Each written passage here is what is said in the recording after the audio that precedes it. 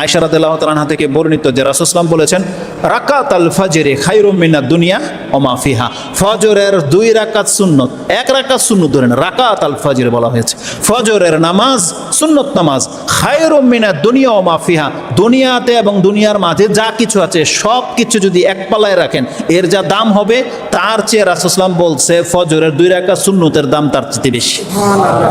তার মানে নিয়ামতটা কি দেখেন, এটা হলো এইভাবে, আপনি একটা চেক, একটা টাকা, এটা কিন্তু একটা চেক, 5 টাকা 10 টাকা একটা চেক দোকানে দিলেন, দেওয়ার পর আপনাকে কি দিল, যেটা আপনার প্রয়োজন ওটাই নিয়ামত। কিন্তু খেতে পারলেন, পানীয় নিলেন, আপনার ব্যবহারে প্রসাধনী নিলেন, যাই নিলেন, নিয়ামত কিনা?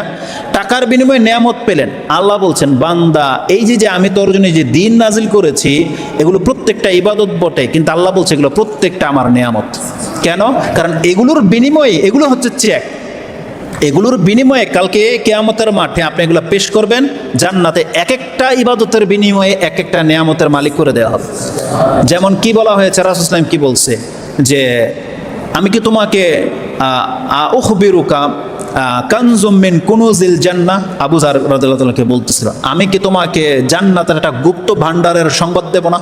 মানে যেটা গুপ্ত ভান্ডার আছে জান্নাতে কিছু, এটাকে রেখে রাখা হয়েছে, ওটার চেক কি, ওটার পাঞ্চ করা কার্ড কি, মাস্টার কার্ড কি, বা ওটার ফিঙ্গারপ্রিন্ট কি, বা পাসওয়ার্ড কি, যেই ভাষায় আপনি বুঝেন না কেন, যেটা গুপ্তধন রাখা হয়েছে সবার জন্য, এটার পাসওয়ার্ড কি তোমাদেরকে জানাই দেবো না?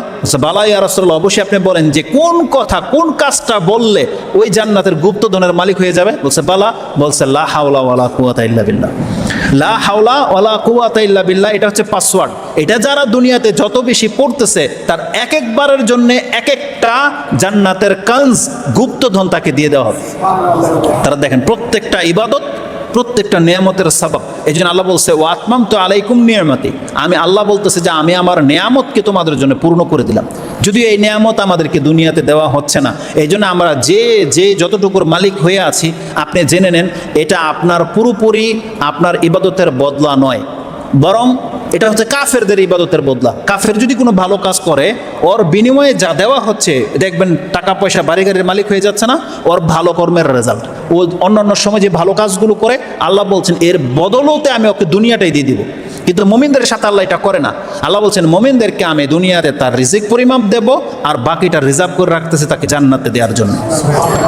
আল্লাহ বলছেন তুবা লাকুম ওয়া হুসনা মাআব, একটা আয়াতটা সম্ভবত এরকম আছে যেটা আপনি সূরা 13 নম্বর সূরা রদের মধ্যে পেয়ে যাবেন। তুবা একটা শব্দ আছে, এর ট্রান্সলেট করবেন যে তুবা শব্দ সম্পর্কে বলা হয়েছে সুবহানাল্লাহ, এমন কিছু যে এমন একটা গাছ হবে, সেই গাছের গোড়াতে দাঁড়াবে প্রত্যেক ব্যক্তি, সেখানে তার যত চাওয়া পাওয়া আছে এই গাছ থেকে তাকে দেওয়া হবে।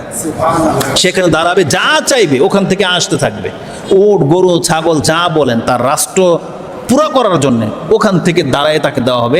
কেউ বলেছে তুবা একটা জান্নাত, আর কেউ বলছে তুবা হচ্ছে জান্নাতের সেই স্থান যেখান থেকে প্রত্যেক জান্নাতীকে তার নিয়ামত ভাগ করে দেওয়া হবে।